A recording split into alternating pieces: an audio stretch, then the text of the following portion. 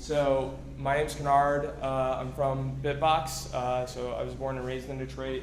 And Bitbox focuses on educating people so that they can participate in the blockchain movement. So the way that we communicate at Bitbox is that we always try to work inside out. So we're going to go like blazingly fast, faster than you should be allowed to go when we explain this stuff. And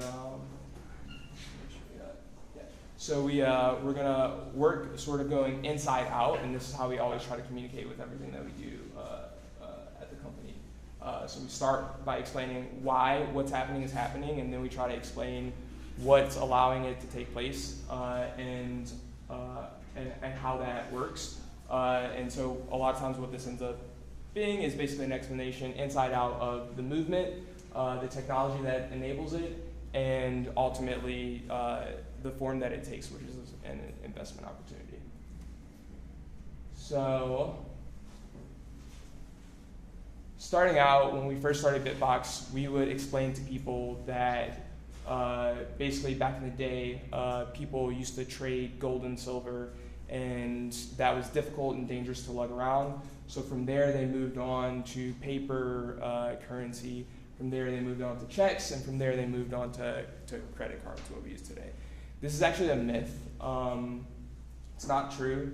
It's one of the most commonly held myths about the history of money. So part of the reason why it's so widely held is that we actually didn't know the actual history. There wasn't any access to records about how people actually transacted. The other reason that this myth is so widely held, so widely believed, is that it appears in the Wealth of Nations, which is sort of the founding text of economics. So this here is the Rossetta Stone, and some of you in the room probably know the story of the Rossetta Stone, but it was basically the key for the decipherment of ancient Egyptian, and basically what happened was that our historical record only went back to about 1800 BC. And until the decipherment of both ancient Egyptian and ancient cuneiform, we didn't have records about how these societies actually operated. So I think most people in the room, if you went to an American high school or went through an American university, you probably learned that people used to barter, and bartering is inefficient, so they moved to commodity money like gold and silver. That's a key part of the sort of mythology of money, and one of the things that we try to dispel when we teach people in camp.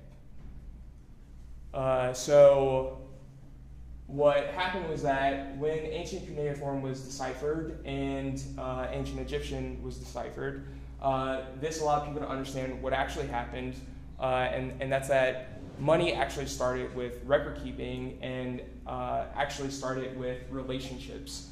And the form that those relationships often took was debt.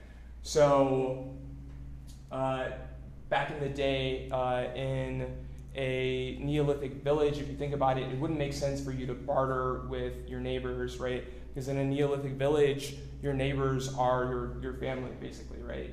The communities were super small, super tight-knit, and the idea that someone would conduct spot transactions the way that we do see barter today is infeasible, and there's no evidence that this ever took place anywhere in the world. So if you go back to your economics textbook, you'll find that it's when it's presented as a thought experiment. It's not something that actually occurred somewhere, anywhere in history on Earth. So the person most responsible for dispelling this myth is David Graeber. I encourage everyone to get a copy of his book, Debt.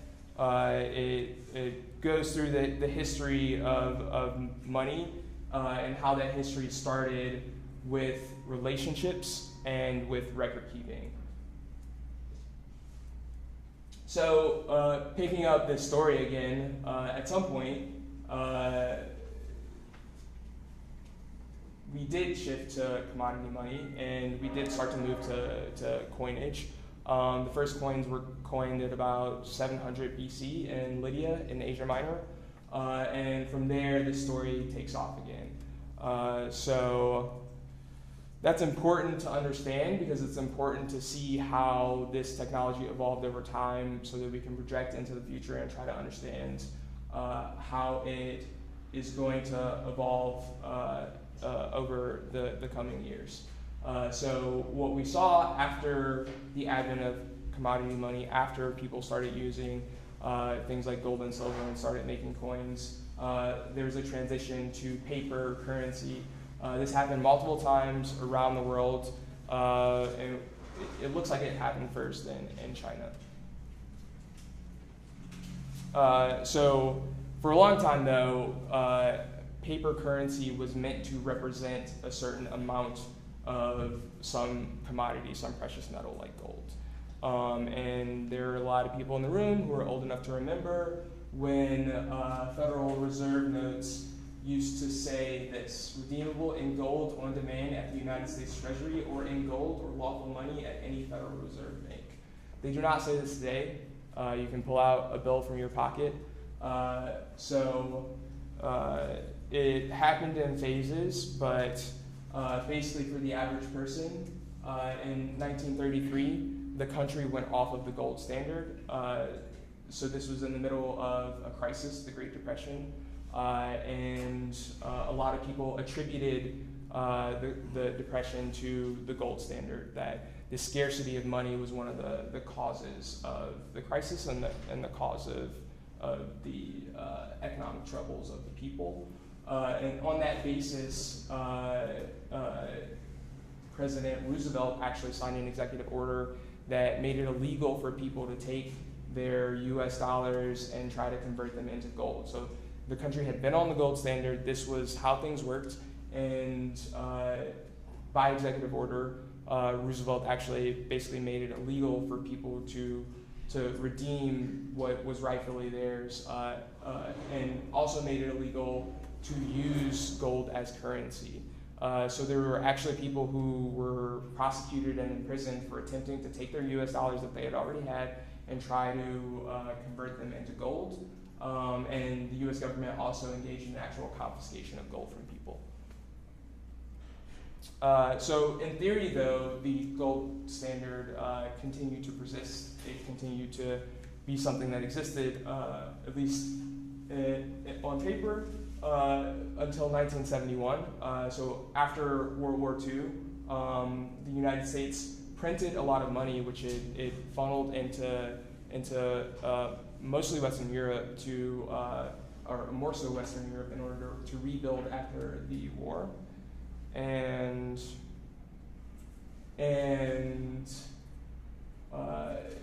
when it did that, it ended up printing far more US dollars, far more obligations to pay out gold. And at this point, central banks, countries, nation states could still actually convert their US dollars into actual gold. It printed far more than it could actually fulfill with actual gold. So Charles de Gaulle actually demanded that the US cough up the gold in return for the US dollars that had flooded into Europe. And Nixon actually said no. So at this point, this is the end of the relationship between the US dollar and gold.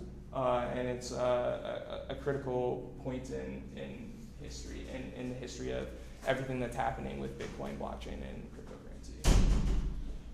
So if money, US dollars, are not representative of gold, and this is a widely held misconception. I think one of the things I like to do is ask people, when they ask me, why does Bitcoin have value, I ask them, why does the US dollar have value? And very often you will hear that it has value because it's backed up by gold. So a surprising number of people still think that the US dollar is backed up by gold. In fact, today, the way that our currency, our monetary system works is that it is, in many ways, it is a side effect or a hack of the double entry bookkeeping system. So this is something that is public knowledge. It's on the websites of the world's central banks, and it's something that would be covered in your high school or university economics class. But it kind of smacks against the mind when you first learn it. And it takes some time to sort of run through the process to get it to really click. And we don't have time to sort of go through all of the process of fiat money and fractional reserve banking. But basically, when you go to a bank and you get a loan, there's no lending that's actually taking place. And this hasn't been the case. Banks haven't operated in this way since, I think, about the 1700s. What actually happens is the bank does this sort of magic trick with its balance sheet, where your promissory note to the bank is an asset for the bank, and the money that they credit your account is a liability for the bank. So their balance sheet remains in balance, but this is how new money is created, and money is sort of comes out of nowhere through this process. It does take some, like I said, some running through in order for it to click, in order for people to really get this and for it to be digested and fully understood. There are some other components to this process, but that's basically it. And another misconception that is quite common is that when we say the Federal Reserve or the banking system is printing money, that there are actual physical bills, extra physical bills that are being printed. In fact, most of the money in the economy and most of the money flowing in the economy is not any physical currency. Most of the money is checkbook money. And this is something most of you probably implicitly know, right? Because when you are doing a large transaction, you are not moving physical bills, right? Like if you're buying a house, you're not paying for it in cash, right? Most of the value moving the economy in the economy is not physical bills, it's checkbook money, and checkbook money is basically transformations on the databases, the books of the banks. And this is the transformation that actually creates money, and it's where what really runs our economy now happens. So there are several issues with this. One of the issues is that in order to do this hack of double entry bookkeeping, essentially what's happening is the bank is creating debt, and debt is an unequal social relationship. So there are a lot of theories about why social inequality has increased since about 1971. I have the hypothesis that this has something to do with it.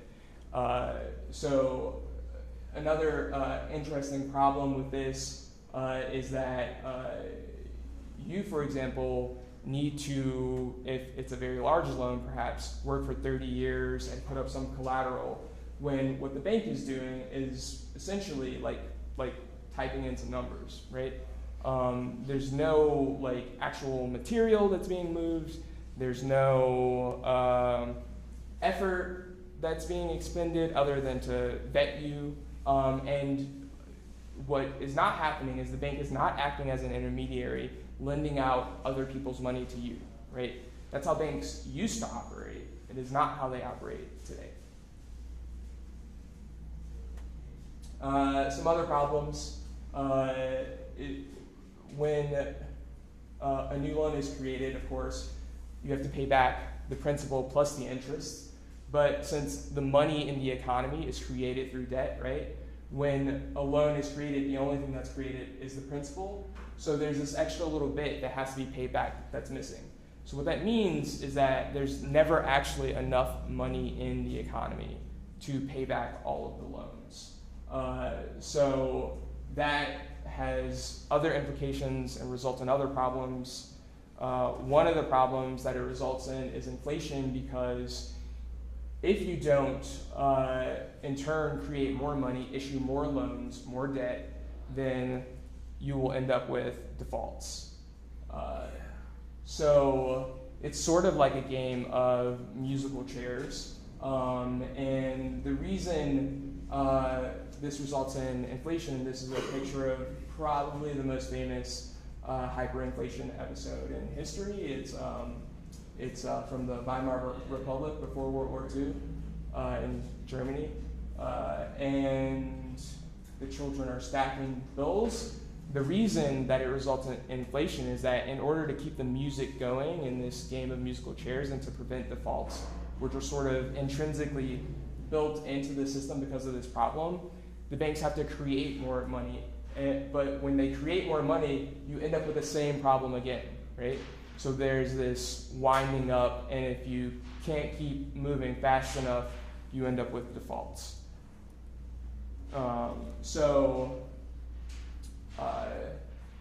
I think this should be interesting to people, at least when you go back to the sort of root sort of thing that's happening, which is basically this hack of double entry bookkeeping.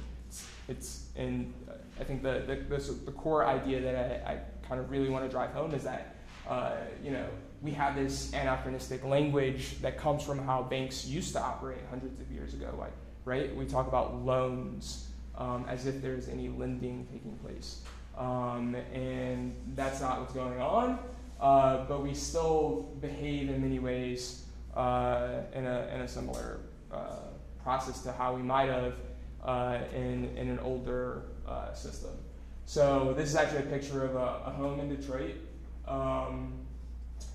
So in 2008, my family's home was foreclosed on in Detroit during the financial crisis.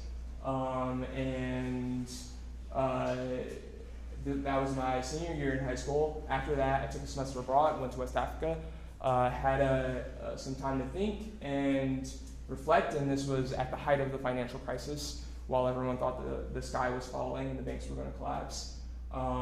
What I sort of realized was that there was this disconnect between the real economy and the financial economy. After that, I came back home and interned at a wealth management firm. It was my job to research the financial crisis so that my boss could give talks to his clients and appear knowledgeable. And what I sort of took away from that experience was that people point a lot of fingers at a lot of different places, at irresponsible borrowers, irresponsible lenders, but no one really looks down at the foundation, at the monetary system itself, and says that maybe that's the problem. So Bitcoin sort of emerged right out of this storm. The white paper, I think, came out in, correct me if I'm wrong, was it October or November of 2008? Anyone know? No one in the room knows. Either October or November of 2008, and the first block was actually mined January 3rd of 2009. So this was right at the sort of apex of the terror. So this isn't an intro to Bitcoin talk, but you do need to know a little bit about what Bitcoin is and how it works in order to understand what we're going to talk about next. So most of you probably know that Bitcoin is this revolutionary currency. It enables instant global person-to-person payments. That by itself is a revolution. A lot of the thinking that went into Bitcoin was based on beliefs and values that people had about what money should be and what the problems with the existing monetary system are. And so Bitcoin is designed to have a fixed supply and to be in many ways like gold. Just like there's only so much gold on the planet, there's only so much Bitcoin. So the technology that enables Bitcoin to exist is called the blockchain. The blockchain is essentially, you can think of it as a database that everyone in the world has a copy of, and everyone in the world has to have a copy of this, so that if I say I'm going to send you, right, a certain amount of Bitcoin, you can see in the database that I in fact have that Bitcoin, right, this fixed currency that I can't just duplicate it or try to spend the same Bitcoin twice. You can see in this database that I actually have the Bitcoin, and you can in turn have a record that the Bitcoin has been transacted and has been spent and sent to you, and that you are in fact the new owner of this currency. I'm guessing that a lot of you have probably heard a lot of the implications of blockchain technology and what it can be used for. It's the first immutable, censorship-resistant, permissionless data store that anyone on the planet can contribute to, and we can cryptographically validate and authenticate their contributions to this database. So the first sort of base application of the blockchain is cryptocurrency, the first being Bitcoin. But in fact, that's just the beginning. So you can think of it sort of as a list of who has what, and with the case of Bitcoin, right, it's a list of who has what Bitcoin. But it can actually be used to represent a lot of different things. So after Bitcoin was created, pretty rapidly people realized that they could use this technology to do other things. And in the same way that Bitcoin basically was an encoding in software of certain beliefs and certain values about what money should be and what money could be, we saw that people went on and turned to encode other beliefs and values into software. So one of the things we talk about in our workshops is basically the relationship between the cryptographic primitives and how they essentially are implementations of certain rights or powers in software. A really good example, sort of like a base case for understanding what we mean when we say that, is traditional, simple, symmetric cryptography. This is something I hope most people have encountered at some point, right? Like say you wanted to send a secret message in class in middle school and you didn't want your teacher to be able to read it, you could do something like shift a letter, right? And your teacher wouldn't know what shift you had used.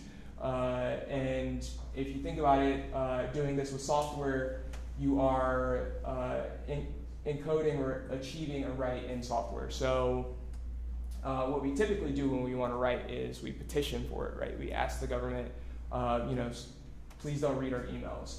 But what you can do instead is you can implement a right, or you can achieve a right with software. This is a good example, right? Instead of asking the government, please don't read our emails, just encrypt your emails, right? And the government then can't read your emails, right? So you achieve the right rather than requesting it. And with each of the cryptographic primitives, they allow for new rights or powers, and they encode certain beliefs that people have about the way that things should work, right? You believe that you should have privacy and that your emails should not be readable by the government. This is just a sampling, but if we move to a higher level, right, we see that you can build higher systems that encode more beliefs and values about how things work. So the people who built Bitcoin, Satoshi, whoever Satoshi is, worked really, and you can think of it as a collective effort in concert over the course of about 2 decades, from the point when asymmetric cryptography was invented.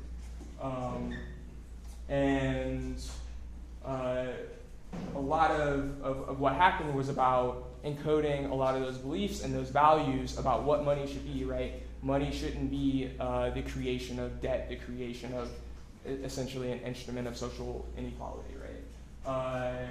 Money should be fixed in supply like gold, right?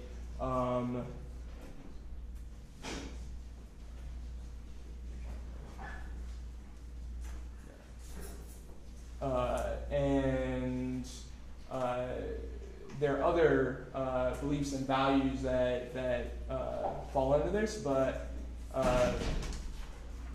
what you can see in turn with each of the successor sort of cryptocurrencies or the cryptocurrencies that have been created based on Bitcoin is that they in turn encode other beliefs and values in software. Litecoin, for example, is built on the notion that everyone should be able to mine, and mining shouldn't be controlled by chip manufacturers. So Bitcoin's mining algorithm, its proof of work algorithm, is hardware optimizable, and because of that, people originally were able to mine with their laptops, but because the algorithm is hardware optimizable, there was sort of like an arms race where people moved on from the CPUs in their laptops to GPUs to FPGAs, and from there to ASICs, which are chips that are custom designed for Bitcoin's proof of work algorithm. So in order to make it so that you could just join up and mine so that the everyman could mine, so to speak, Litecoin switched something in Bitcoin's code and switched it such that the algorithm was not hardware optimizable. So you have a whole new system that is built on the basis of this value or this belief about how things should work and how things should be. Freightcoin's another really good example. It's a currency that implements demurrage. So basically, if money sits in a Freightcoin address for too long, it gets recycled into the system. So it's based on the belief that money is something that's supposed to be moving, right? Currency, like the current of a river. Another example is Zcash or Monero. Both of these are implemented to actually allow anonymous payments. You've probably heard by now the myth that Bitcoin is anonymous. That's not true. It's pseudonymous. That's a very important distinction if you actually do need to protect your identity and to have anonymity.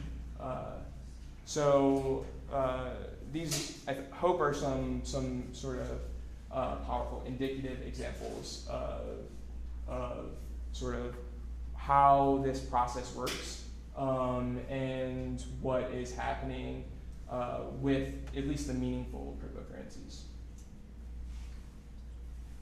So the blockchain is this list of who has what, and at first it was just a list of who had what Bitcoin, but pretty soon after it was created, and they probably were anticipating this even before it was created, people realized that you could use this database, so to speak, to track other assets.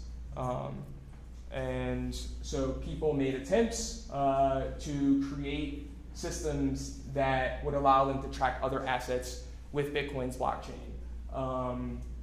Mastercoin is one example, Colorcoins is another example, Counterparty is another example. One of the main things that people wanted to do was to be able to create other assets on top of the blockchain. And Colorcoins, just as an example, sort of allowed you to color certain Bitcoin inputs and outputs so that they could represent something else. They could represent anything, like a car, for example, as a smart asset, or they could represent equity in the company.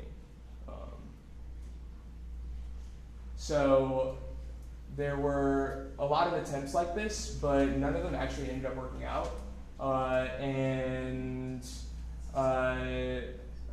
These projects are actually still going, and they're still kind of evolving and hanging on. It's not clear what's going to happen with them. Bitcoin and all of the cryptocurrencies based on it are living software systems. They're changing and evolving. But one of the people involved with these projects got fed up with the sort of conservatism, you might say, of the projects, and decided to create his own cryptocurrency with his own blockchain from the ground up. So that's Ethereum. I'm guessing most of the people in the room have already heard about Ethereum. So Ethereum changes certain things about how cryptocurrency and blockchains work. The other thing that it sort of does is it is intended to allow sort of arbitrary information to be stored on the blockchain. So in doing so, in allowing this arbitrary information to be stored on the blockchain and having a really simple set of rules for how that information can be manipulated, it sort of makes a step from a global database that everyone in the world has a copy of and has access to a global computer that everyone in the world has access to. So you can think of Bitcoin's blockchain as sort of like a database that's everywhere and nowhere, right? Ethereum is sort of like a computer that's everywhere and nowhere. And so you can know that people's contributions to the Bitcoin blockchain, most of which are transaction messages, are cryptographically authenticated, well, you can know that the computations that happen on Ethereum's, so to speak, world computer are cryptographically authenticatable. One of the things that this allows, and this is something you could already do with Bitcoin, but it's much more difficult to work with the system that Bitcoin employed to achieve this, is what are called smart contracts. So this is a sample of some Solidity code. Solidity is the high-level language that's built on top of Ethereum's virtual machine. In camp, one of the things we talked about is that with Bitcoin, its script is sort of like, it's actually a version of Forth, but it's very low level. It's kind of almost like assembly, and it's hard to work with, and it's hard to write things in. But as I just said, these are living, evolving, rapidly evolving software systems. I think about a month ago, which was a week after our first workshop, a high-level language actually came out that was based on top of Bitcoin script. Smart contracts are interesting. They're sort of rules that are implemented, or agreements that are implemented in code, and that execute according to the laws of electronics and the laws of physics, right? So if you, for example, are doing business internationally, you don't know how some foreign court might rule on a dispute, right? But if you've written a contract in code, the laws of computers and the laws of electronics and the laws of physics are the same everywhere. So this has a lot of important, powerful implications, and we don't have time to go through all of them. So one of the particular types of smart contracts that you can create with Ethereum, and one of the main sort of design goals of Ethereum are what are being called tokens. So they're sort of like assets in a simple sense, assets that exist on top of Ethereum's blockchain, and that can run in accordance with the rules that are Bitcoin's or Ethereum's virtual machine. So this here is what's called the minimum viable token. The idea is that this is what you need to create a token, but don't go out and try to make a token with this code.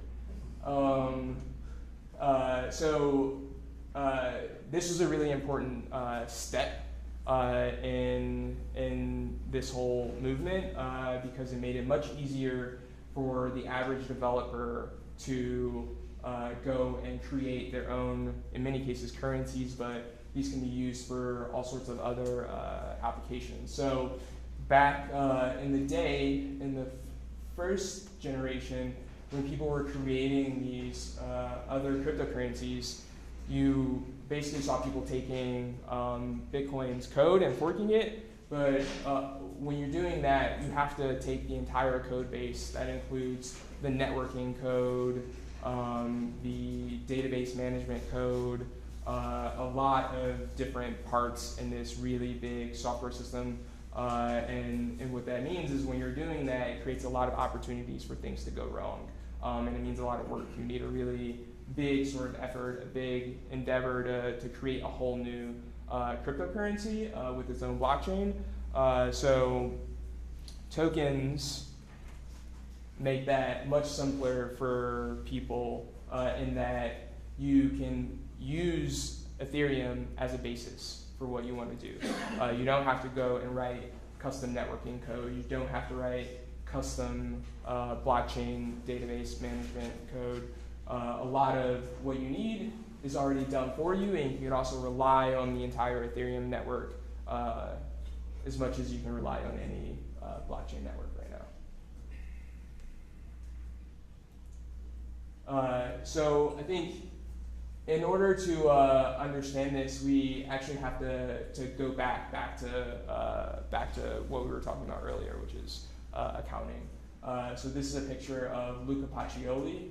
Luca Pacioli is credited as being the father of accounting.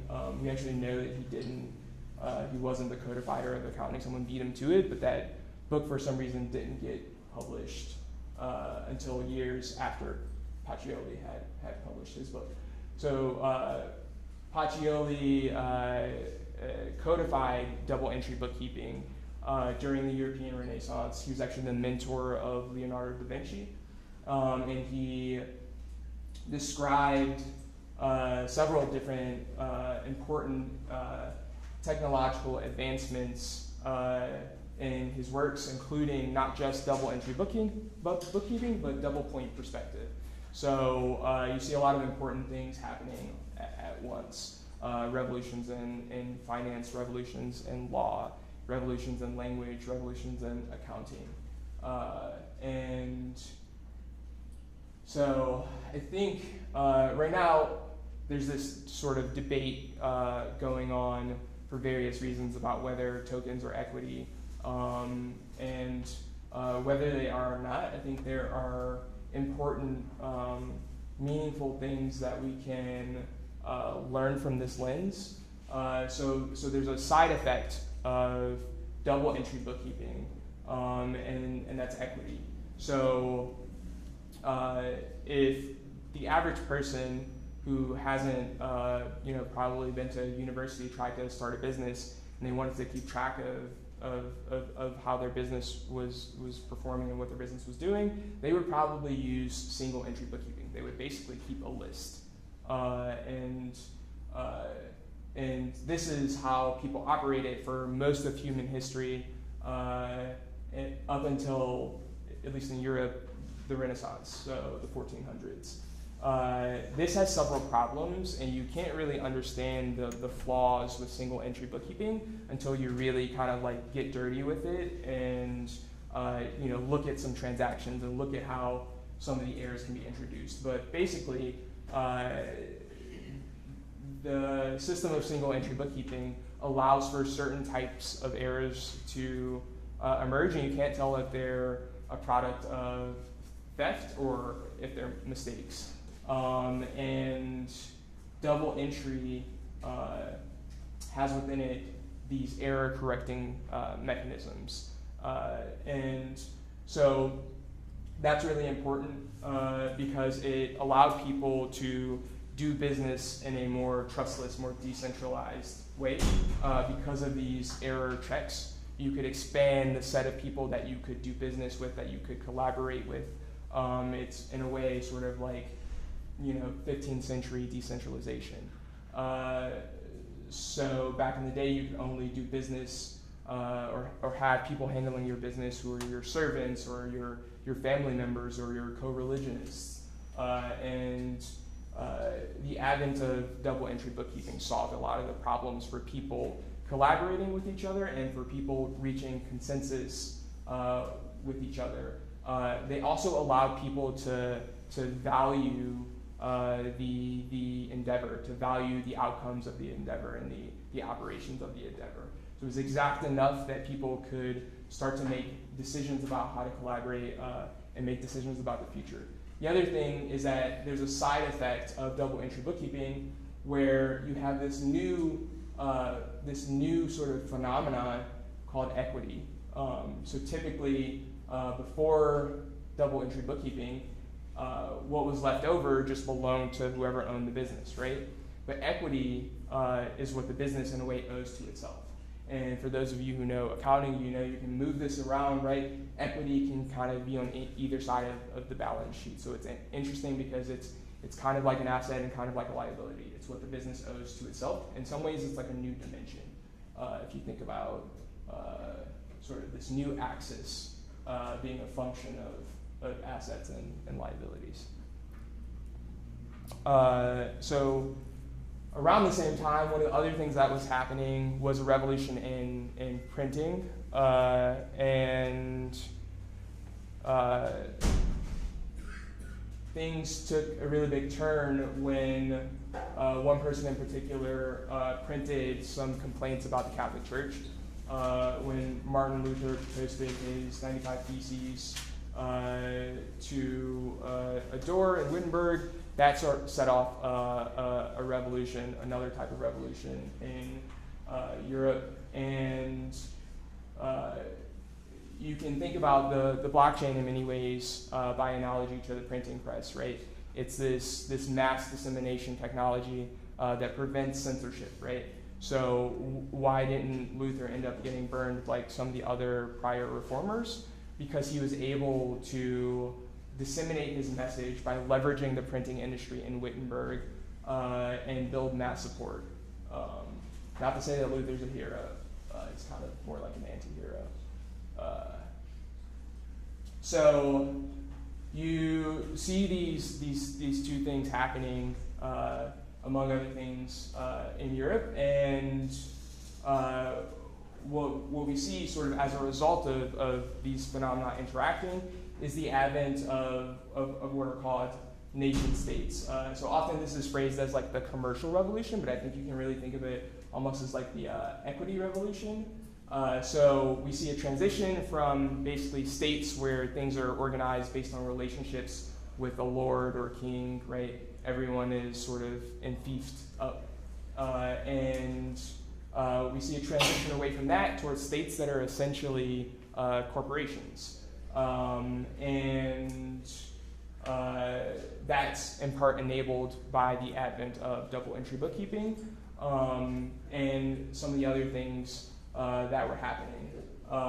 One of the other things you saw is that like after Martin Luther, everyone and their mom tried to like start a church in Europe. There were so many different varieties, and I think there's a strong sort of analogy that you can draw to what's happening with cryptocurrencies. The various cryptocurrencies, they're all based on different beliefs that people have about how things should work and how things should be structured. And I think that that's a really powerful lens, especially when you start to extend it across the pond to the United States. So we see that we move away from this system of centralization where you have everything built around a sovereign, a king, toward a system where the state, in some ways, is a little bit more headless, right? Right now, we're thinking about how these decentralized, autonomous organizations that are cryptocurrencies and that are you know, some of the organizations and decentralized applications that are being built. They're like headless organizations. They're organizations that can't be stopped. You can't cut off the head because they don't have one. And it's not quite the case with the U.S., but it was a sort of step along that way. So I think there's a really powerful lens for looking at what emerged out of the different things happening at this time or over this time period. You see joint stock corporations really taking off, the first stock markets taking off. The Dutch East Indies Company is a great example, and that's a really good example because it sort of crosses the boundary between what we think of as a state and what we think of as a company. So they basically ruled over India and pretty viciously. But were they a company or were they a state? They had shareholders, they raised money. And so this is what I mean when I say crypto startups in some sense. So if you have any doubt that there's a much more fluid boundary between startups and states and governments, which are essentially corporate entities, you can check out this quote. It says that in an extensive publicity campaign, Wingfield, Gosnold, and a few others circulated pamphlets, plays, sermons, and broadsides throughout England to raise interest in New World investments. Shareholders could buy stock individually or in groups. Almost 1,700 purchased shares, including men of different occupations and classes,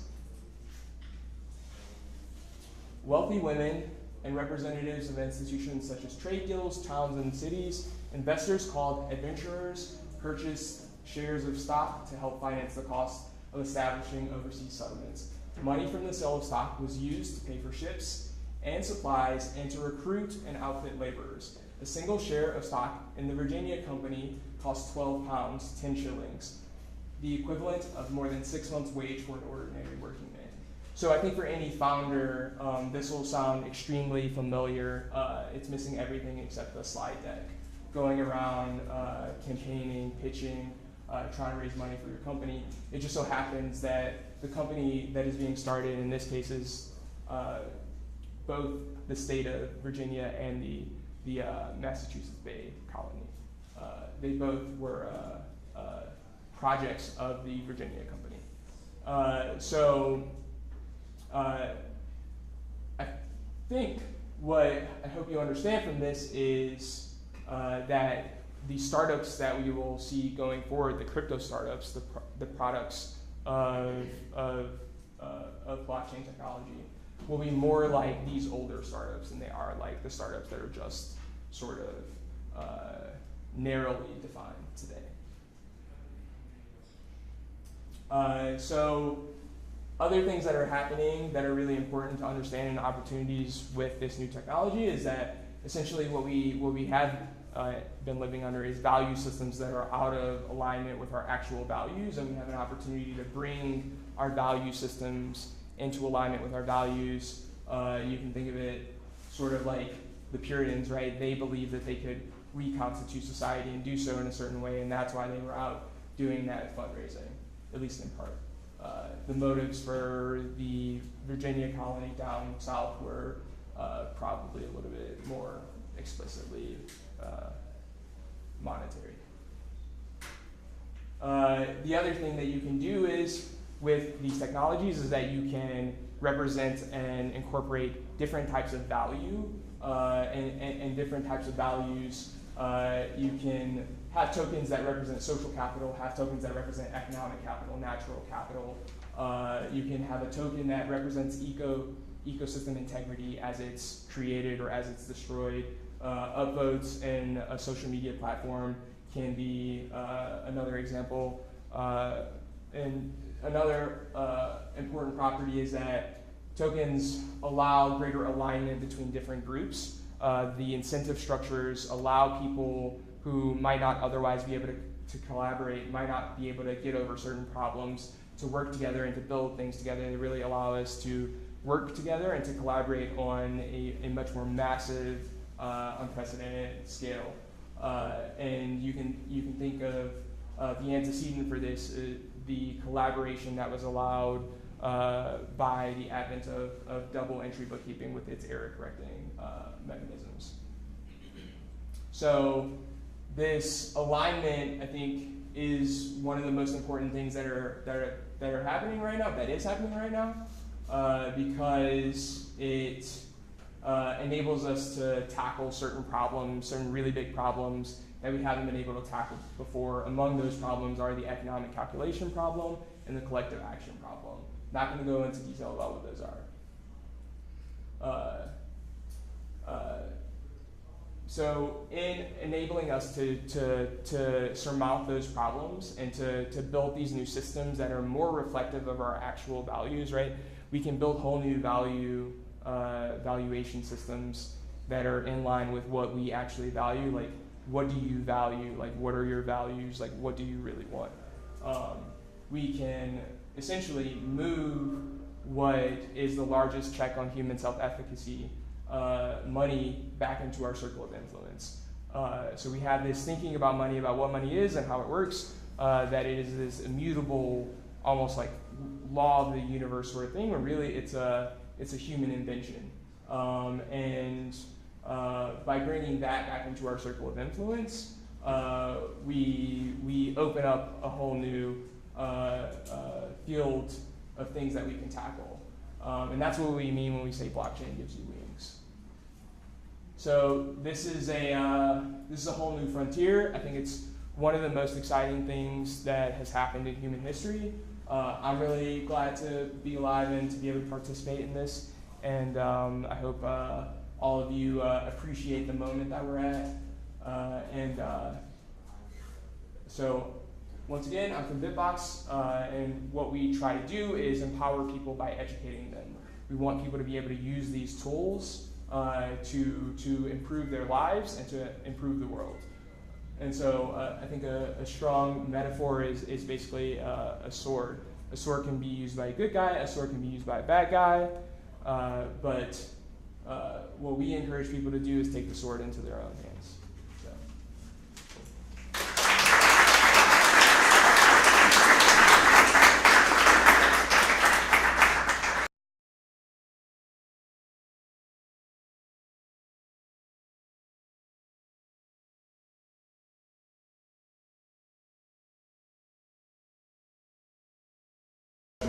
All right, everybody. We're gonna get started here because David has to get rolling here. No, it's not his fault. We went a little bit longer on our earlier programming than I thought, but let's get rolling. So this is the Crypto Startups, the New Frontier panel, and we're gonna start down with Edward doing self-introduction. So if you just want to go ahead and.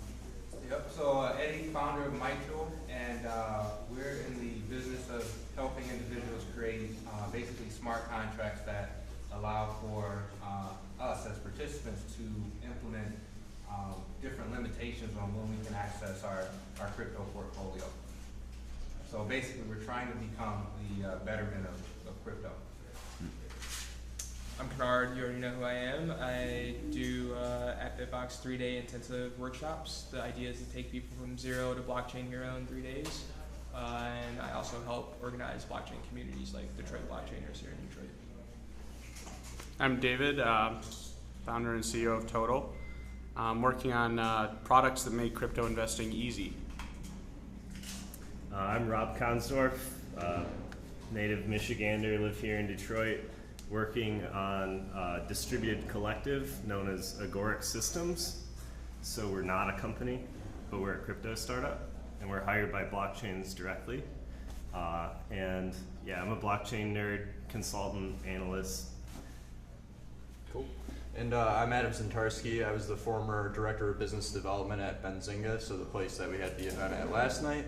I'm also a sales and marketing consultant with a specialization in automation of your business stack. All right, well, I guess we'll get right into it then. Rob, in your opinion, what is the most exciting crypto startup that you know of besides your own? Good question. So I think there's actually multiple classes of crypto startups. You've got startups that are working on core protocols.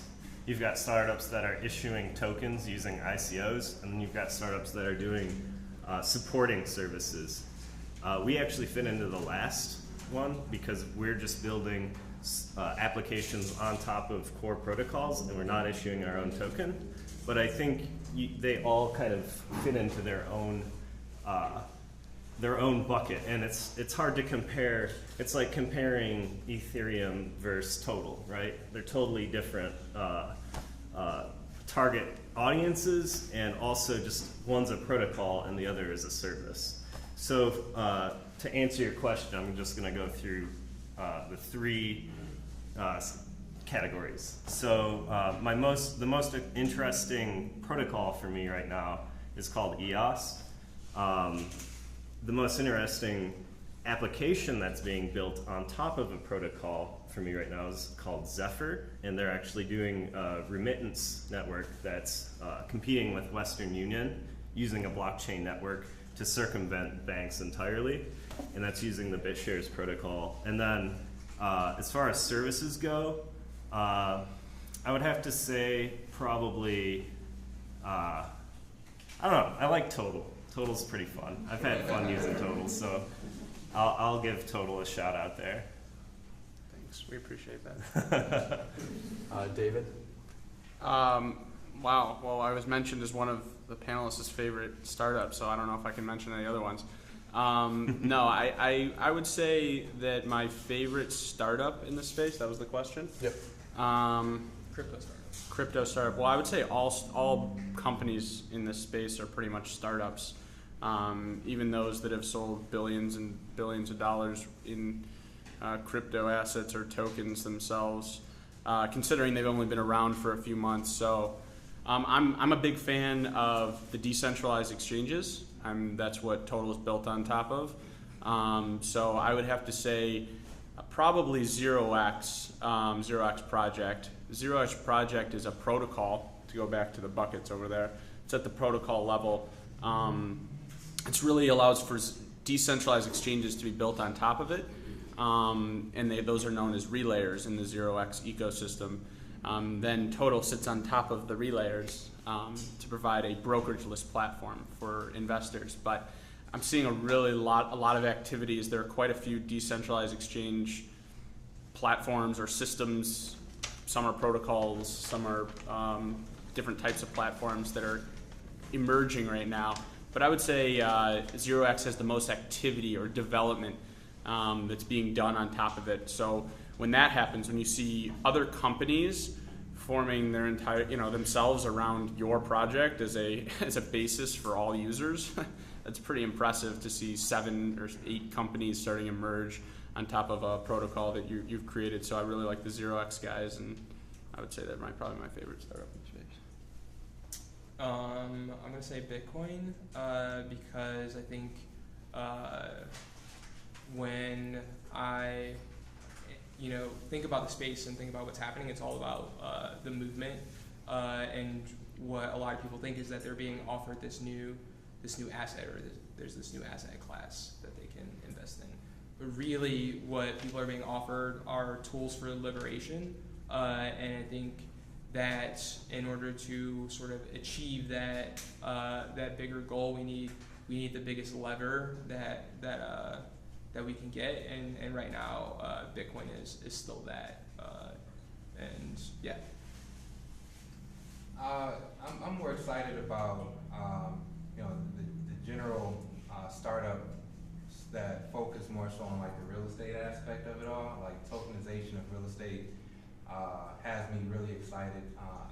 As a person that believes that real estate is one of the methods that we have the ability to build wealth.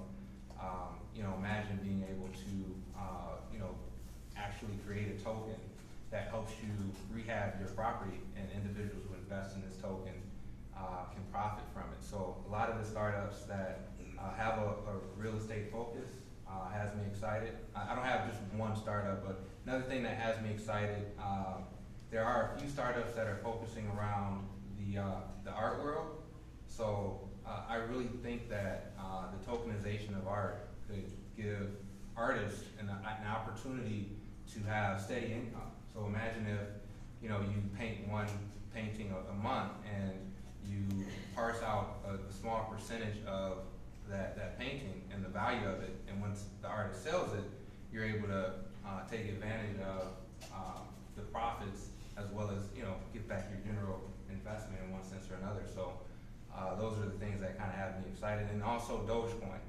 So my CTO, he's a big fan of Doge, and I'm really thinking that based off of the community that Doge has, there's an opportunity for Doge to really, if they go through a rebranding, if they go through an update in their network, you can see Doge be a major player in the next few years, in my opinion. So, can you expand on that a little bit? That's actually pretty interesting. So I hate to ping my CTO, but just in general, the Doge community has been pretty much as strong as the Bitcoin community, even though it started off as kind of a joke. Doge is, in my opinion, with the amount of Doge issued in the space, has the ability to be more scalable than even Bitcoin. So I know that sounds crazy, but it's just something to think about, keep in mind. A lot of people might not know what Doge is. Oh, so Doge is basically a carbon copy of Bitcoin in a way, but just not as updated as much as Doge, and it also has more tokens issued compared to Bitcoin's 21 million cap. And obviously Bitcoin hasn't. How many Bitcoins are issued right now? 18 million? It depends on what you consider to be Bitcoin. Do you consider Bitcoin Cash to be Bitcoin, Bitcoin Gold to be Bitcoin? I think like the forks really do present a challenge to the scarcity guarantees, and I think that's something that we can't just ignore. I don't think that 21 forks million. are Bitcoin. They're totally different. Sure. And theoretically, when a fork is created, some of the value from the original protocol should find its way into the fork. So it's kind of like a parasite that's siphoning off from its host, like Bitcoin's the host and the forks are parasites. But I think forking actually points to a deeper problem of governance that Bitcoin has. There's no way for the stakeholders to come to a consensus about how to evolve the protocol. So the only method forward, and the same thing has happened with Ethereum, is a complete separation into a separate project. Well, I don't know if we should necessarily see forks as a problem, though. In some ways, you can conceptualize it as a feature in that you aren't bound to the rules of the currency as it is, and you aren't bound to the choices that a certain group of developers make.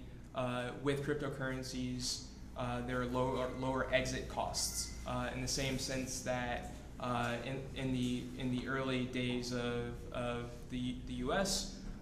There were low exit costs, so you could leave the colony that you were in and go to the frontier and start something new and live a new life. So a lot of people think that the low exit costs, the ability for people to just say, hey, I'm going to go leave and start something new, was a big component or a big driver of the quality of life in the United States. I'd agree with that. I wouldn't say it's a problem, but it's a mess in that it's really expensive to fork, and now you have to run all this new infrastructure for the new fork. But it's a messy way to proceed when you have two new camps that don't agree. And it's all of these are experiments to me. All of these blockchain networks are just little experiments. Who really knows which way it'll go? The more experiments happening, the better, probably, for innovation. But I would say that, ideally, if you can keep your community together, it's kind of like Texas threatening to leave the US, right? I mean, it's a mess. Or California, right? It's like, well, ideally, we keep, the country wants to stay whole, but some states want to fork into their own country. So I would say I'm not against forks, but I think they're messy. I think it'll all work itself out. I think you're kind of like seeing creative destruction happen in front of our eyes, and so I think that all that stuff kind of happens even at like the state or federal government level, but it's not as transparent, so you don't see a lot of the same things that are going on all the time. And I think also that it's also marketing. That's a big part of it. So you have like Bitcoin Cash, which has bigger blocks and you can do faster transactions, but at the end of the day, they're pushing as hard as they can with tons of marketing dollars to overtake Bitcoin Core and have not succeeded because Bitcoin Core still is the first mover in the game of cryptocurrencies and still recognized by everybody in the world as the cryptocurrency that they want. So there hasn't been a flippening or a change in what's accepted the most because I think that it's been rejected. I think a lot of it is marketing. I don't know. So we'll see if time will tell if something overtakes that. Yeah, for sure there's a ton of marketing, but like what would you guess a Bitcoin Cash advocate would say? I'm, in some ways like a sort of neutral party, but a Bitcoin Cash advocate would say something quite the opposite of what you're saying, and I think that's perfectly okay. I think another lens that you can view forks with is schisms, in the same way that there are schisms within religions. If we are living in a new world where, as far as value systems go, valuation systems go, we can have pluralism, then forks shouldn't actually be a problem. They should be a good thing in that you can have people trying different experiments and pursuing their own sort of beliefs about the best pathway to achieve the most value. And I think actually, even though forks are a huge mess and especially the Bitcoin fork, the way it happened was extremely problematic. Right now, I think we probably will see programmatic forking, where forking is something that can be done in a cleaner, more automated way in the near future. It's possible. I think one of the biggest downsides to it is you're splitting your network effect, right? Network effects have value. The more people participating in the same network, the more it becomes like money because you can use it more places. So when you fork because I like the color blue for the logo, not yellow or whatever, you're kind of shooting yourself in the foot because you're not able to sort of, I think my argument for baking governance into the protocol is the fork should be the last minute. That's like the revolution, right? You don't have a revolution that often because it's bloody and messy. You want to try to come to consensus before you get to the revolution. If you have to pull the lever and fork, then okay. But if I argue for baking more representation into the protocol, and that's why I actually don't have any Bitcoin, because I don't have any representation when I hold Bitcoin. The miners do. So in Bitcoin, all blockchains are voting schemes. Miners have voting power in proof of work systems, not the stakeholders, not the people who actually have the coins or the tokens. And so I personally I don't use systems or put any money into systems that I don't have representation. So you believe blockchain will fail? No, I don't. I believe that proof of work based systems will become obsolete over time. Although proof of work was a very good distribution mechanism, I think ultimately I think that proof of work creates perverse incentives because the miners have incentives to have higher fees because they get paid more. The users have incentives to have lower transactional fees because they want to use it. And so, but the users don't have representation in the system and how the protocols evolve. So there's this breakdown of incentives sort of, or misalignment of incentives sort of, that I think you can solve by allowing the stakeholders to have representation in the system and have a voice. So it's not that blockchains will fail, because blockchains are a computer science concept, really, and like That's that. Blockchain or Bitcoin? Blockchains are. Sorry. Yeah, Bitcoin. yeah. Bitcoin, I don't think it'll fail. I don't think it will be the last mover, and I don't think it will have. I don't think it will have billions of users per se, but I do think it will have a place. Okay, so I think that's a really good segue into what do you guys think looks like success then for these currencies, for these crypto startups, right? Edward, do you want to start with that one? In regards to success, It could be personal success too, right? I don't know. I just think that the more people we have the ability to move off the current archaic system of banking and the stock market, the better, right? So I mean, we really are aiming to figure out a way to allow individuals to not only invest in crypto assets, but imagine not having to convert your money to fiat and in turn being able to spend your monies directly from similar to what Coinbase has been able to do with the Shift card. I don't know if anybody has heard of Shift, but you can basically attach a Visa to your Bitcoin wallet, and for those who actually spend Bitcoin in this manner, you have the ability to actually spend your crypto, and the Shift API does all of the conversion for you in the back end, right? So, figuring out a way to pull people out of this current banking system is something that I'm excited to see.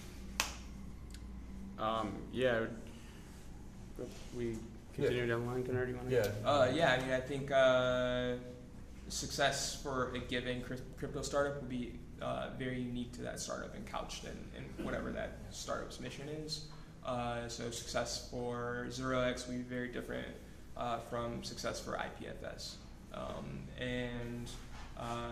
But I think Ed makes a great point. Success for the movement overall is I think the key in what each of these pieces are sort of locking into or contributing to.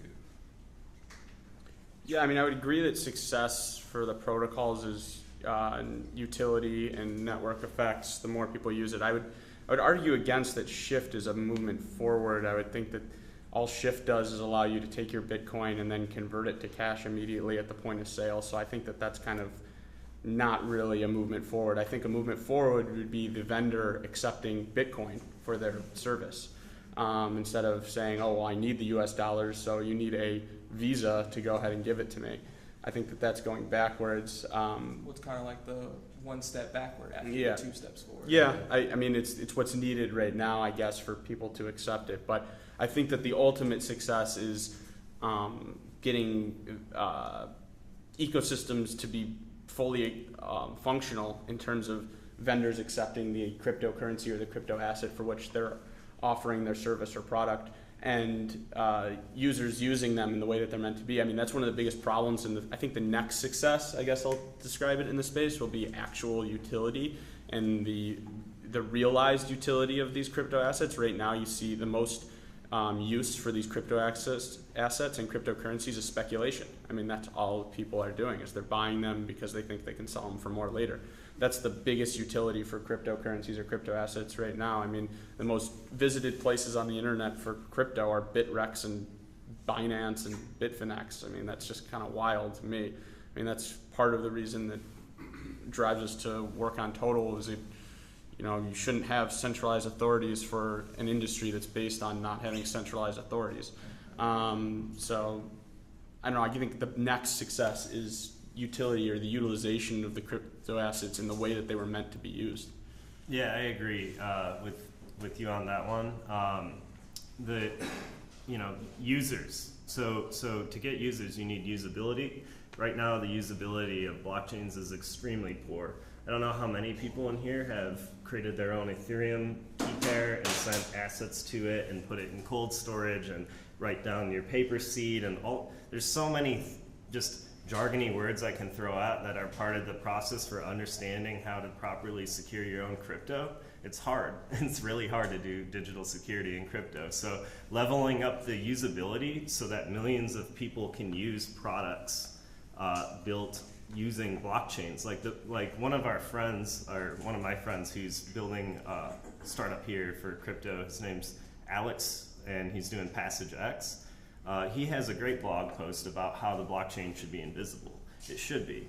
We should just have products that people are using that are giving them the benefits. And they can understand conceptually how blockchains work, but when you have to get down into the crypto and like mash your head against like cryptography when you're not really a technical person just to get involved, like it's a real non-starter and there's a lot of friction there. So I'd say typical software as a service company metrics will apply for analyzing crypto startups. How many users do you have using your product? Are they staying? Do you have user retention? And then of course you want longevity. So if you're using a token to create incentives, the token economics should be sound.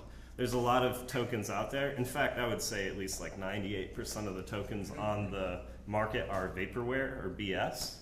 And a lot of them are just money grabs. And so when people ask me about this space, I'm like, it's the biggest opportunity in the world, or it's the biggest investment opportunity of our lifetime.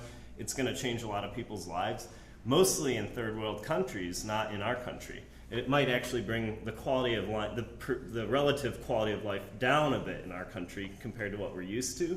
But I digress. The metric here is users, and right now we don't have, so there's the first mile, which is the infrastructure, and the last mile, which are the products, and I don't think the proper infrastructure has even been laid down to build the products that can reach 1 million users yet. And so, yeah, I mean, that's kind of my hypothesis on it. Like, speculation is the biggest driver of the space. It's the biggest driver of the news headlines. It's why Wall Street's getting involved. The institutional money's finding its way here, but we don't have products with millions of users yet. In fact, I put a couple stacks of handouts on the back there, those little squares. You can use that, so everyone pick one of these up before you leave. You can use the code on that to get your own Steam account and it's me giving you crypto. It's me giving you an account and paying for the registration to get on the Steam blockchain, which is a social media blockchain that I would argue is actually one of the most used blockchain applications today, because it's actually usable. It's like going to a website and logging in like any other website, but if you lose your password, you can't reset it because it's a blockchain and it's hard. Yeah, so go sign up on Steam and play around with it, and that's an idea of the type of applications that we need, where the cryptographic keys are derived from a password. So the user, for regular people, it's just like logging into a website, but actually it's based on a blockchain, and your account is actually on the blockchain too. And Steam's really neat because it allows people to earn digital currency for sweat, for their time. So you can publish your content there. You don't have to put in any money, and if you're publishing good content and you're building a following, you'll earn digital currency. So I digress, I'm sorry, but I really feel the usability is extremely poor. We still don't have the proper infrastructure laid down to build products that will reach millions of users yet, and it's still really early. So even though the prices may seem like, oh, it's all-time high, it's like the whole space is still really, really early. It'll be like probably 2 years before we start to see some massive network effects, in my opinion. So Rob, I have to say on your point about blockchains being invisible, I'm actually in a different camp. I actually think that with what's happening, we are going to see, and we're going to need to have a movement for mass code literacy. And that'll include literacy about cryptography. And I think that's a really good thing, because cryptography in many ways is a perspective shifting thing, and it makes you see the world in a new way. And I think if you think about, again, that metaphor of the printing press, after printing emerged, there were mass movements for literacy, and a lot of that had to do with changing the power dynamics. During the Middle Ages, if you were a farmer and you wanted to go and learn how to read and write, someone might say, hey, you're not going to go be a scholar or a priest. Go back and pick up your rake and keep farming unless you want to starve. But we definitely don't tell people that today. There's a basic expectation that everyone can read and write, that everyone meets a certain bar of literacy, whether or not people are going to go forward and be writers. So I think there will be a basic expectation very soon that people can read and write code, whether or not they're going to go and be programmers. Cool. I'm going to ask one more question, and then we're going to open it up to the audience. I know it's getting kind of late, so if you guys have any questions at the end, we'll try and take as many as we can. So I guess for all you guys, how do you think that blockchain technology and crypto startups are going to help Detroit specifically? Like, where do you see the biggest gap that a crypto startup can fill in Detroit right now? I can take that one. I think that, and Robin mentioned this at the beginning, that crypto blockchains are a form of governance more than they are a disruptor for finance, and that's something that people will grow to understand as the industry grows and becomes more mainstream. But I think that in and of itself, for local authorities and local communities, I guess I should say more than authorities, local communities will latch onto, and they'll find a way to leverage blockchain, its technology at the core, to give power to the individuals within the community. So as Robin mentioned, it may not look like proof of work. It may look like something else that we don't know yet of today. I'm sure there are examples out there, not technical enough to recite off what those might be. But my point is that this technology allows for individuals in the community to have a say within their community that can be heard fairly. And so you'll see communities develop or ecosystems, groups of people, whether it's grouped by geography, which in this case we're talking about a geographical location. It might be by age group or religion or other in the future for completely distributed groups. But even for geographical groups, there will be a way to govern themselves without central authorities at all. Kinnard? I am really excited about sort of low-level, bottom-up experimentation with this technology. So I'm actually planning an offering which is not going to be called a token or is not going to be called an ICO. It's going to be called a Teruma, which is focused on community bootstrapping instead of capital raising. We're going to do one for the neighborhood that I live in, where I and several other people pay our rent in Bitcoin. And the idea is that it itself is a community building experiment and endeavor. And what I hope is that we can push people to engage with this really powerful technology sooner than they otherwise would, and that it can be something that is powerful for people in a very potentially small scale way. And we may also end up doing one for Detroit blockchainers. I don't know if the person who's in the room wants to say, but there is someone who's working on a much bigger project for Detroit. I'll let them decide if they want to reveal themselves. I'm a fan of adding parcels to blockchain in general, and I'm hoping that the Detroit Land Bank, and the city in general, looks at possibly being a catalyst of creating a system that puts these different parcels, and obviously that's more a Wayne County issue, but figuring out a way to allow for us to transfer property via blockchain in one sense or another, which in turn allows for us to avoid any type of title issues and challenges that you can run into from buying real estate. So. Yeah, piggybacking off that, I agree. I think baking accountability into society at many different levels is what we can do with blockchains. They're inherently open. So they're transparent, they're open, they're theoretically immutable, so we can make assertions, and we can use, if we start to bake in reputation to blockchain, which is why I really focus on the named account-based blockchains like Steem, because now we have a reputational aspect. So your reputation can follow you around on the internet, which some people may or may not like, but I think overall we'll have net gains for humans if we bake accountability into the structure of society a little more. Like if there are negative outcomes for being a troll online and bullying people, that's good, because you shouldn't do that.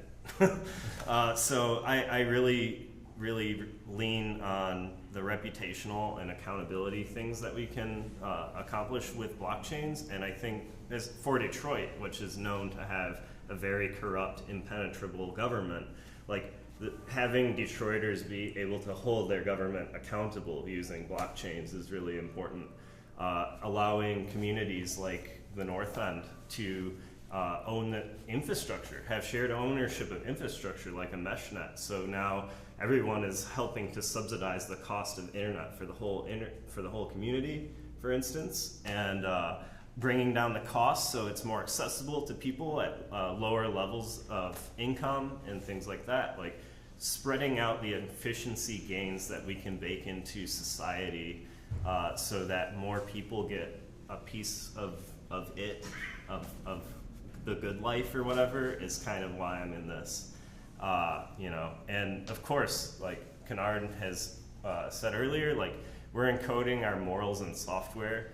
I can declare, I think it's my fundamental right to be able to transfer value without reporting anything to anyone, and I can do that every day, and I do, because it's a movement. It's about asserting our rights, and creating subversive experiments that can actually really turn things upside down in a sort of perverse world, I think.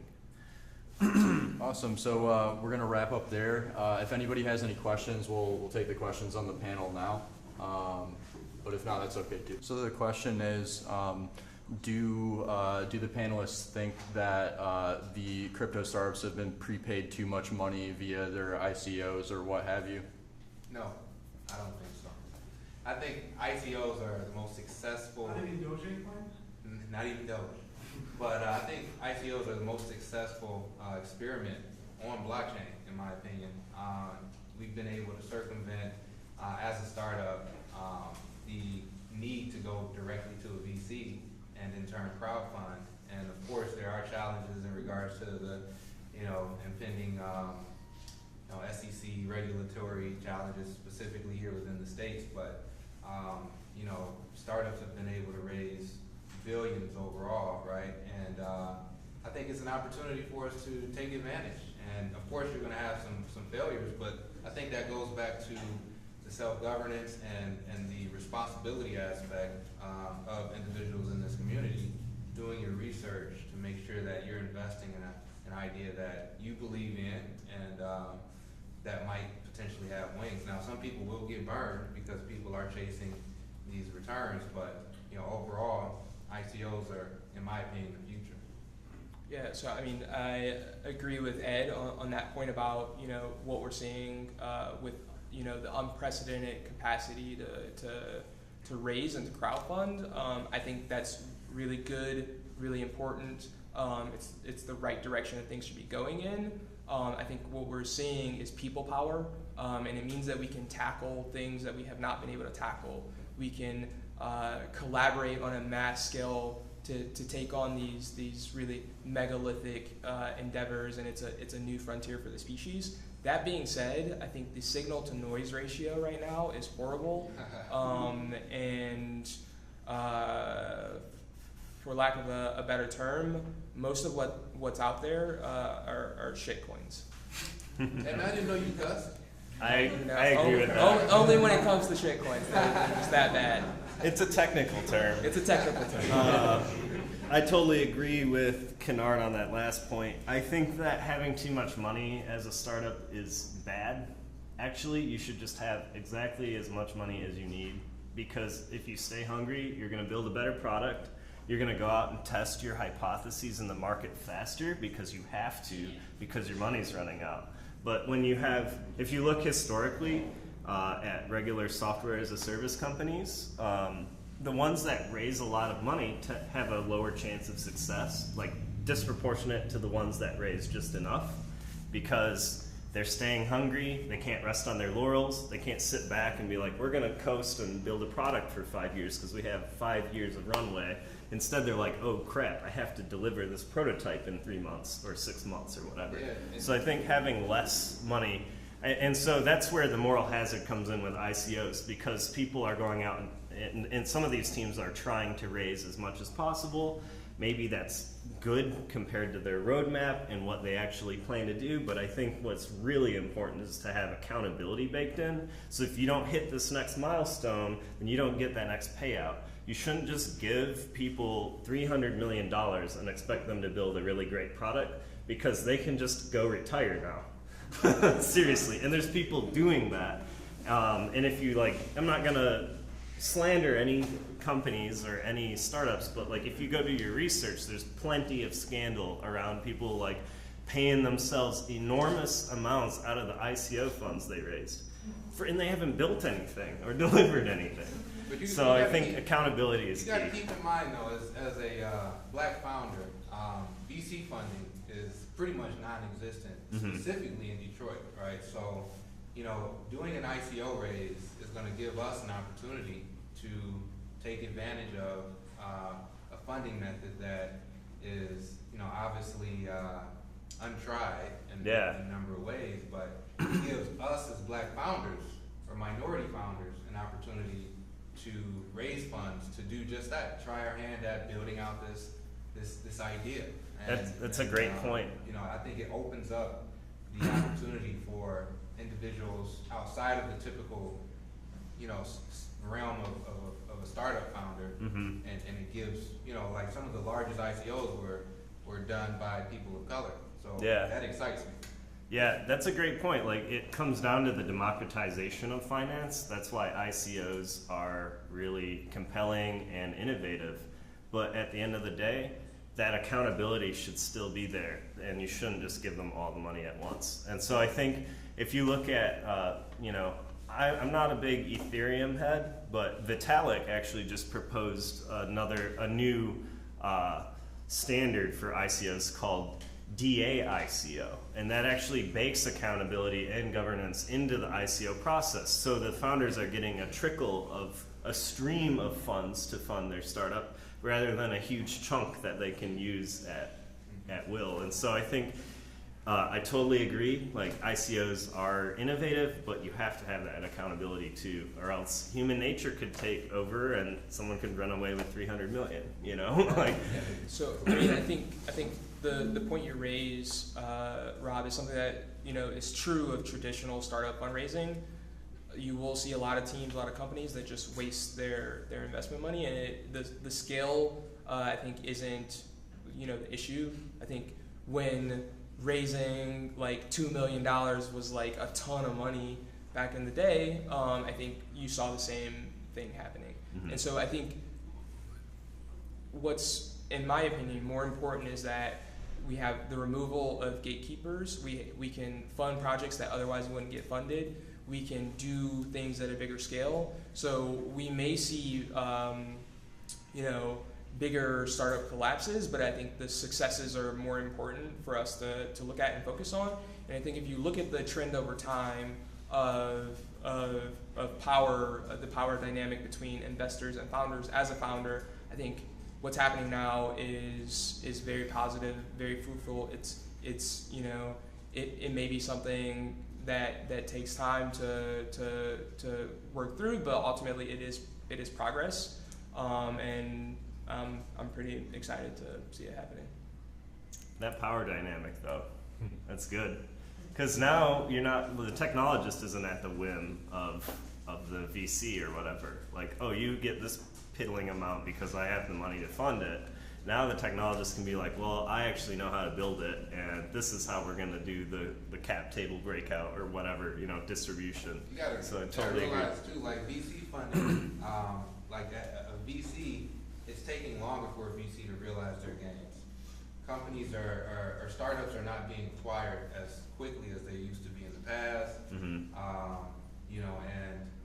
Most startups aren't IPOing like they used to in the previous years. So now these VCs are actually more tight with their wad of cash than ever before. Yeah, to a point where the ICO concept in general is just, once again, me personally, I feel that when you say like millions of users aren't using blockchain, they are, like, via ICO purchases and speculators. Well, yes, it's a speculation. They're using exchange websites. They're not using the blockchain. Good point. But at the very least, the actual token was created off of.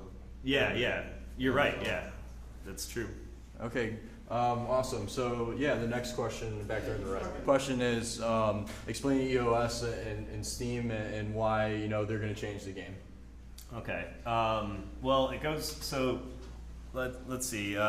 Let's start with delegated proof of stake. So these systems are using a different consensus mechanism, and it's one that goes back to kind of something I mentioned earlier, where the people with the tokens have more pure owner representation in the system. So you can vote with your tokens.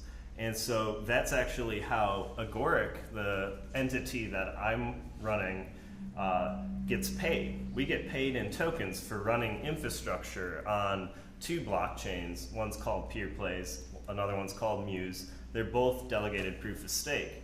We're hired by the stakeholders to run servers, basically, and do a good job and keep them running. And if they go down, like, the stakeholders can revoke our pay or our future pay by voting us out of the position.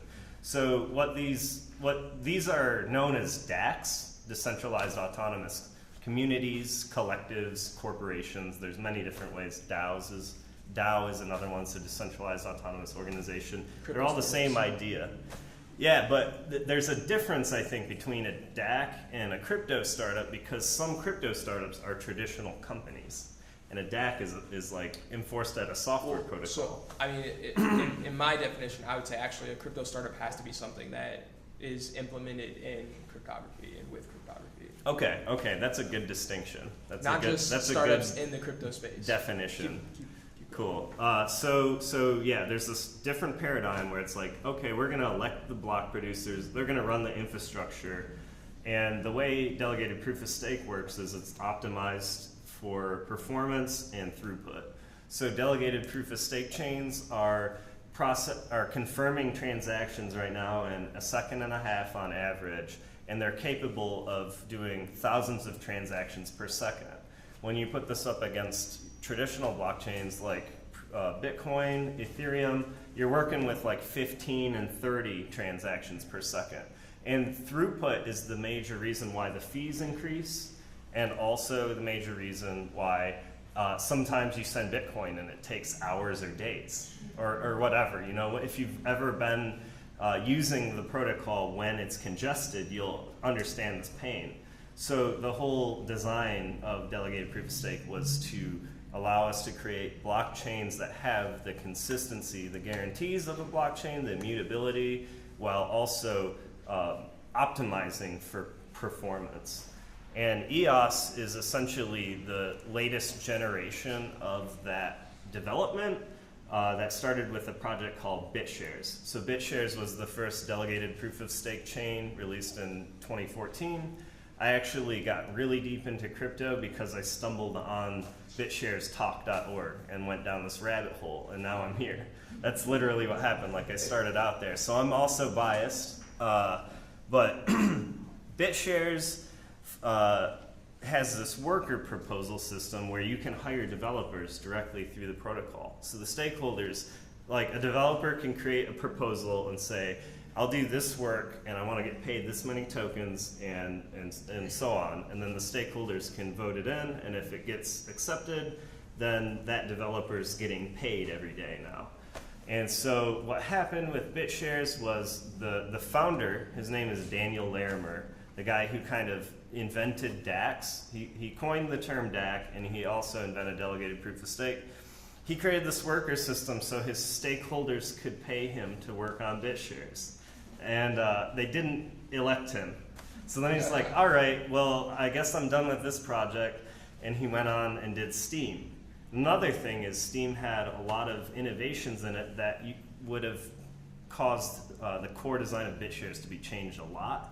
So it already wasn't like the way he would have to change BitShares to do the Steem experiment was so far different that it made sense to do it on a different blockchain.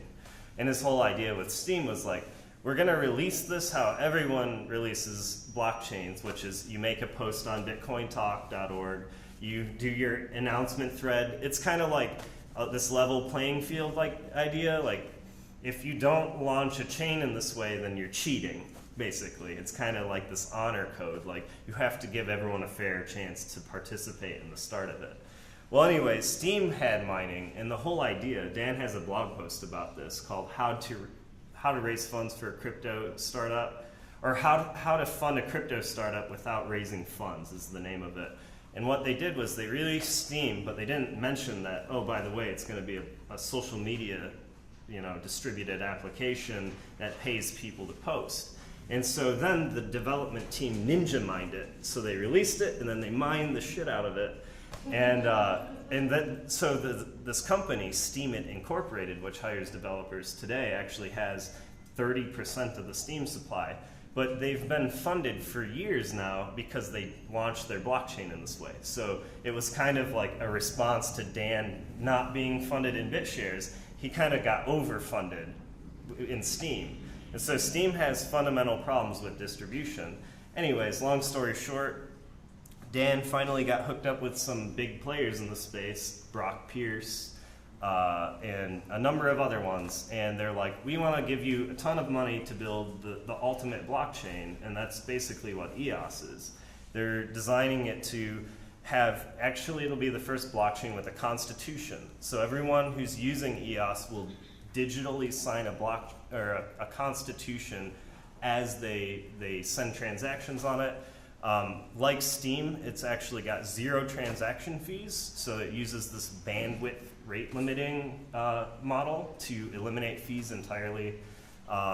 It's focused on throughput. It's focused on the shareholder representation aspect and scalability. So they're designing EOS to be the first horizontally scalable blockchain.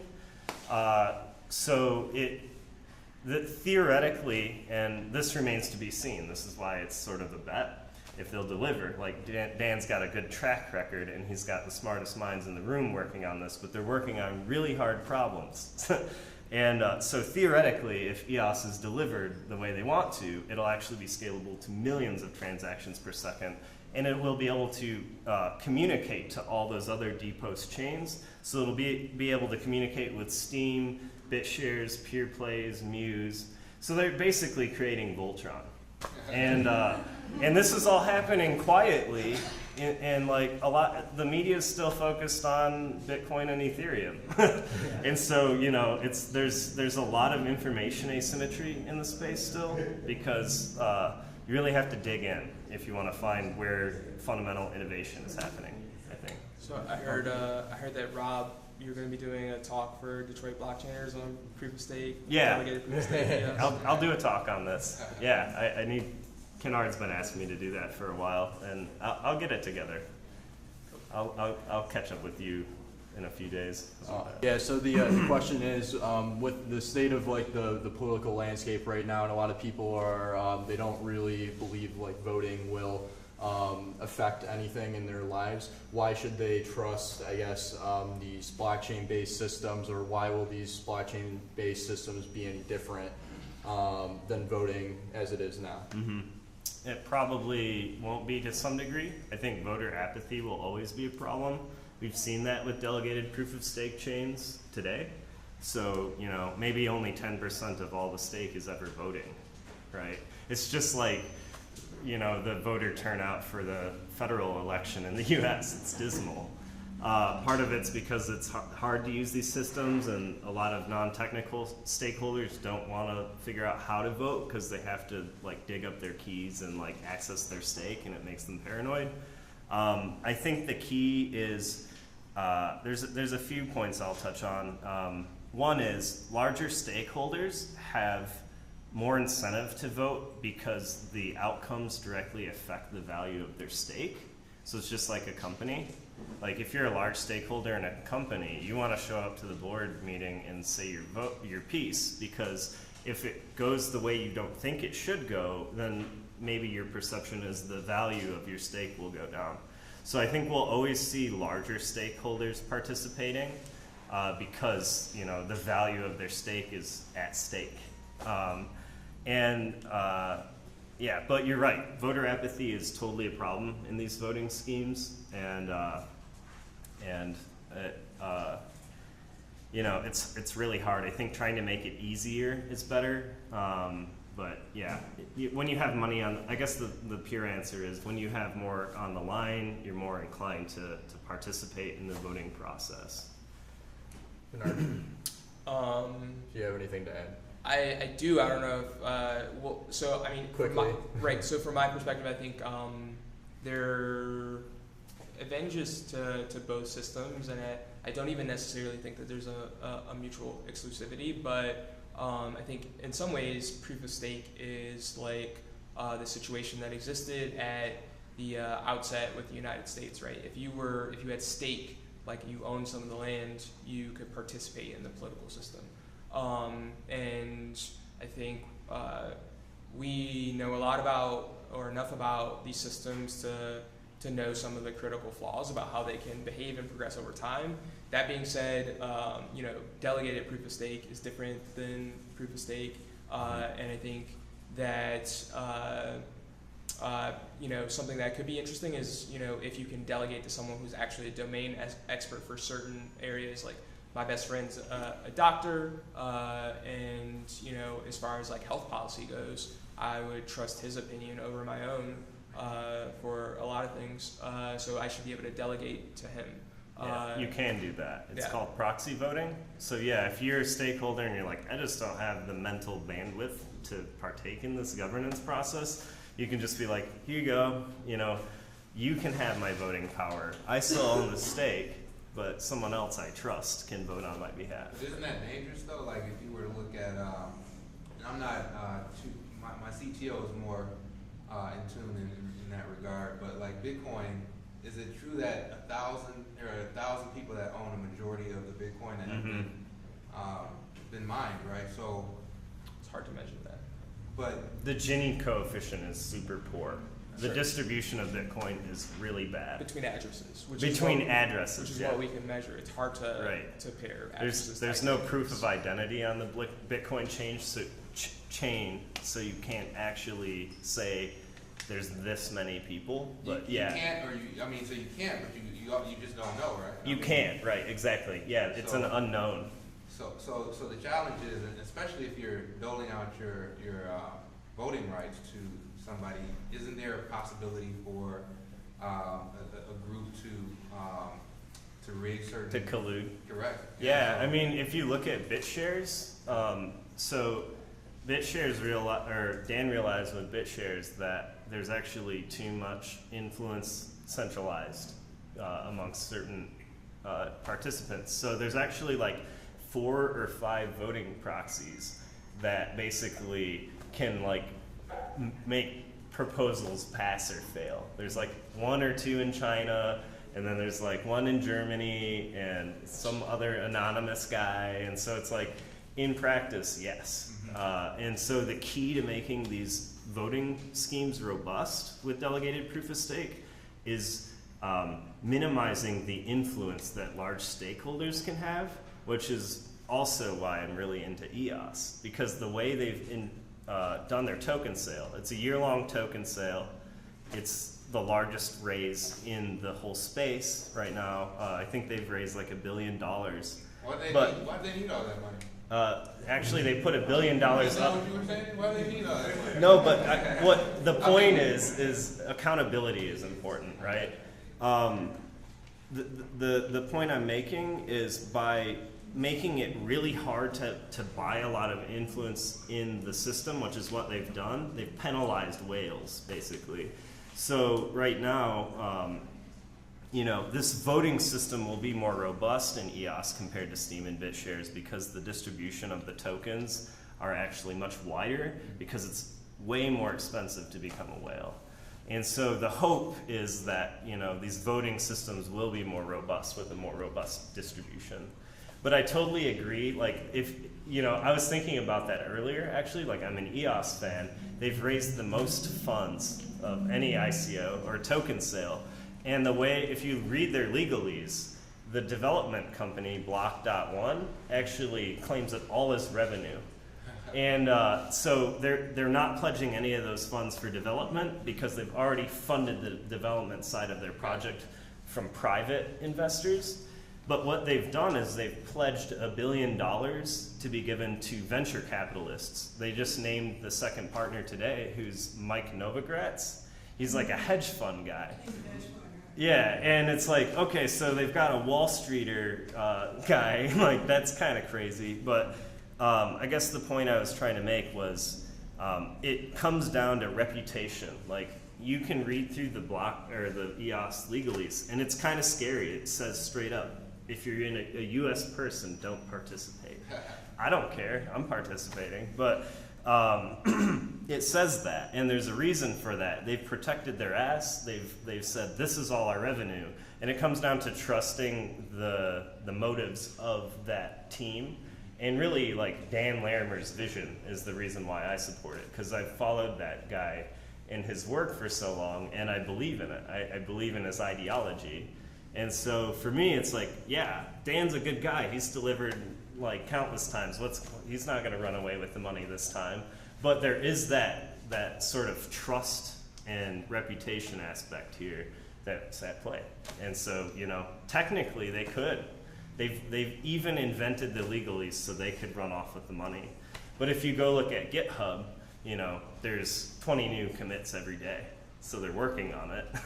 So it's up to, you know, each person to ascertain where they should put their stake. And for me, it's a really simple equation. I only own stake in the projects that I'm actively participating in and working on. It's like 3 or 4 projects. Those are my only crypto holdings. And so for me, it's very simple. Rather than speculating on the new ICO or whatever, it's just like, am I gonna participate in it? If yes, then okay, have some of that. If no, then sell it. So yeah, one thing I would say though is that, you know, proof of stake is essentially, it's really plutocracy, and it sort of removes the veil of plutocracy, because in a lot of ways what we have is already is plutocracy. Rule by the rich, rule by the wealthy, or rule by the wealth itself in a way. And I think there's something powerful and democratizing about the fact that, at least when it first started, just by being able to solve a certain algorithm, because you happen to have a laptop and you happen to have downloaded the client, you could mine Bitcoin. And I think there's something about that physical constraint, and then also, you know, I think there's going to be a wave of innovation with proof of work, and the fact that it can just be attached to some arbitrary work that can be done. I think there's something potentially beneficial about that in a way that's that contrasts with. It's more objective. Yeah. It's just like, here's the math, solve the problem, and then this happens, right? As opposed to the subjective layer of voting. You're right, it's a plutocracy. And I'm not sure if you guys are familiar with the Pareto principle or Zipf's law. It's basically this mathematical distribution that says 20% of influence, power, wealth, or 80% of influence, power, and wealth will be concentrated in the hands of 20% over time, naturally. And so I think if you agree with the Pareto principle and think that's something that happens naturally, then the answer comes back to me it comes back to accountability. Okay, so if there's gonna be a top or whatever in society, an elite class or whatever, can we at least hold them accountable? Can we at least see what they're doing and not allow them to hide and like do smoke and mirrors stuff? So can we put our enemies, you know, right in front of us and allow us to analyze what they're doing on a blockchain? Or, you know, are we gonna create systems like Zcash that allows that elite to hide their money in a new monetary system?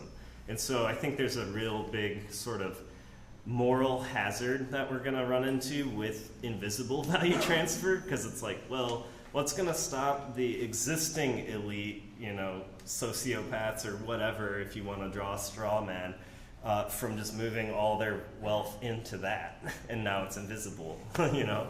So to me, it always comes back to accountability. But I do think there is a lot of elegance in the objectivity of proof of work systems.